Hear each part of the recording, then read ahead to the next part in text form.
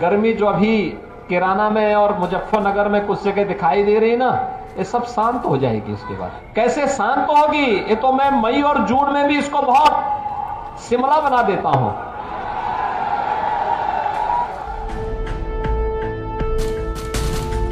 नमस्कार, मैं नियाज खान और आप देख रहे हैं एनएमएफ न्यूज। ये गर्मी जो अभी कैराना में और मुजफ्फरपुर में दिखाई दे रही है ना, मैं मई और जून की गर्मी में भी शिमला बना देता हूं।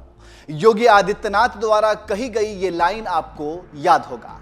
30 जनवरी 2022 को हापुड़ में एक चुनावी जनसभा को संबोधित करते हुए योगी आदित्यनाथ ने यह कहा था।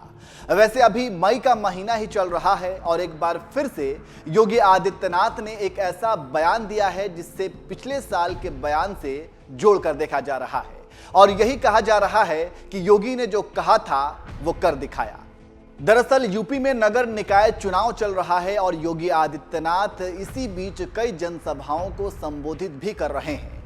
इसी कड़ी में योगी आदित्यनाथ निकाय चुनाव में प्रचार के लिए आजमगढ़ पहुंचे थे, जहां उन्होंने जनसभा को संबोधित करते हुए कह दिया कि आज यहां बैठकर लग रहा है जैसे शिमला मसूरी बन गया है।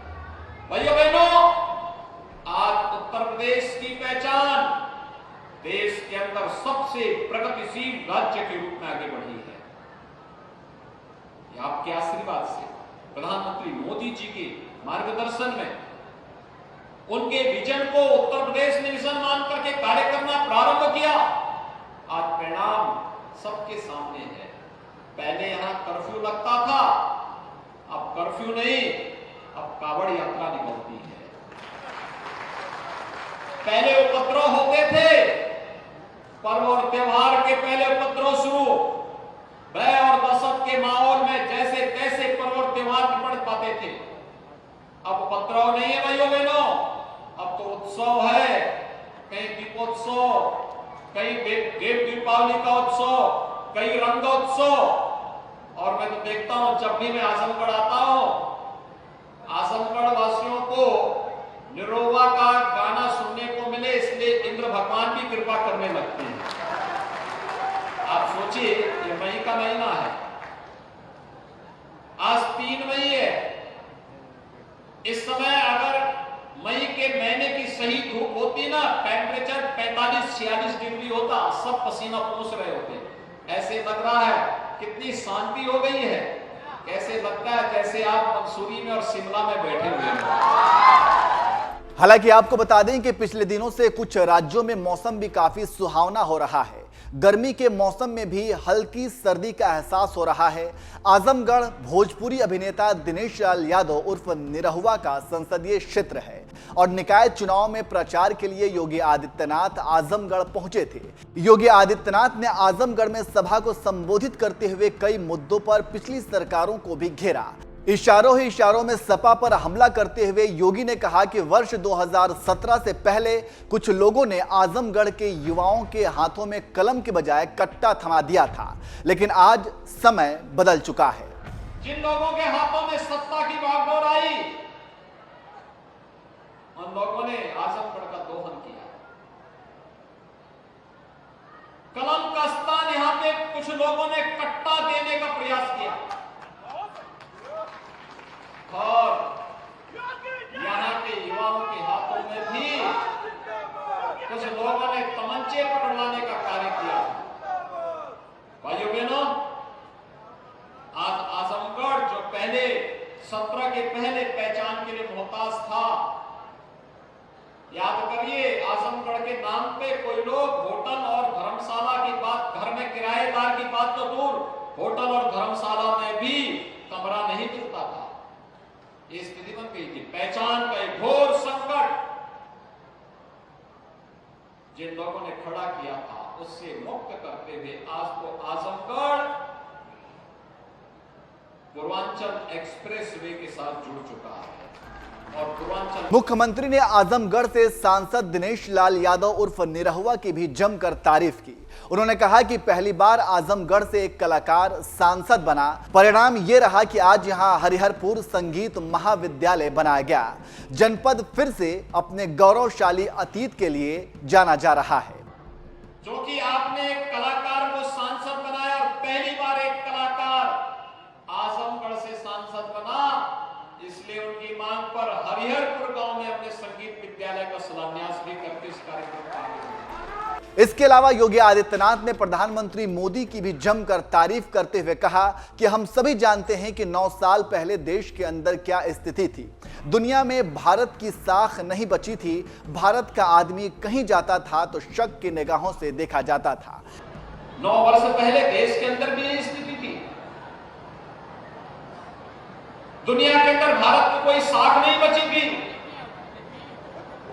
भारत का व्यक्ति जब दुनिया के किसी देश में जाता था, शक की निगाहों से देखा जाता था, कोई सम्मान नहीं था। और दुनिया के अंदर लोग भारत के बारे में बहुत अच्छा नहीं सोचते थे।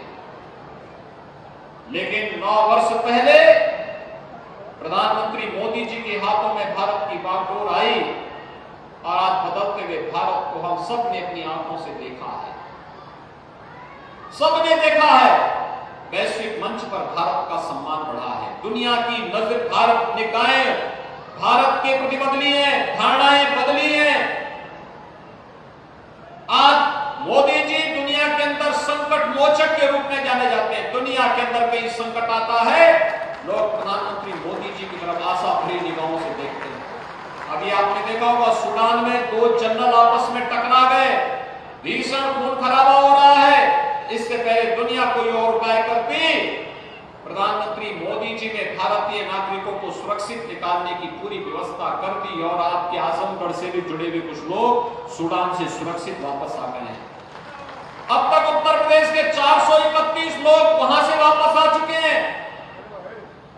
भाइयों बहनों, सरकार की नीयत साफ होनी चाहिए और यही कारण है विगत 9 वर्ष में मोदी जी ने करोड़ों लोगों को मतदान दिया, करोड़ों लोगों को शौचालय दिया, करोड़ों लोगों को उज्ज्वला योजना के कनेक्शन दिए, करोड़ों लोगों को रोजगार की सुविधा के साथ जोड़ा, करोड़ों लोगों के जनधन अकाउंट खोले और करोड़ों लोगों को 50 करोड़ लोगों को आयुष्मान भारत की योजना से 5 लाख रुपए की स्वास्थ्य बीमा का कवर दिया और 80 करोड़ लोगों को कोरोना कालखंड में अब भी फ्री में राशन देने का कार्य किसी ने किया है? प्रधानमंत्री मोदी जी ने किया। क्या किसी की जाति देखी गई? किसी का मत और मजहब देखा गया? नहीं। विकास सबका, तुष्टीकरण किसी का नहीं। हम तुष्टीकरण में विश्वास नहीं करते, हम तो सशक्तिकरण पर विश्वास करते हैं। एक एक योजना हर नागरिक के सशक्तिकरण का माध्यम बनी है। तो इस तरह से आप समझ सकते हैं कि योगी आदित्यनाथ ने आजमगढ़ में किस तरह से अपने विरोधियों को धोया है और मई के महीने में शिमला मसूरी का जिक्र कर एक बार फिर से पिछले साल दिए अपने बयान की याद को ताजा कर दिया है। एक बार फिर से आप साल 2022 में योगी के उस बयान को सुनिए जिसमें उन्होंने गर्मी शांत करने और मई जून में शिमला बना देने की बात कही थी। सुनिए और कमेंट करके अपनी राय दीजिए। एक गर्मी जो अभी किराना में और मुजफ्फरनगर में कुछ जगह दिखाई दे रही ना, ये सब शांत हो जाएगी इसके बाद। क्योंकि गर्मी कैसे शांत होगी, ये तो मैं मई और जून में भी इसको बहुत शिमला बना देता हूं।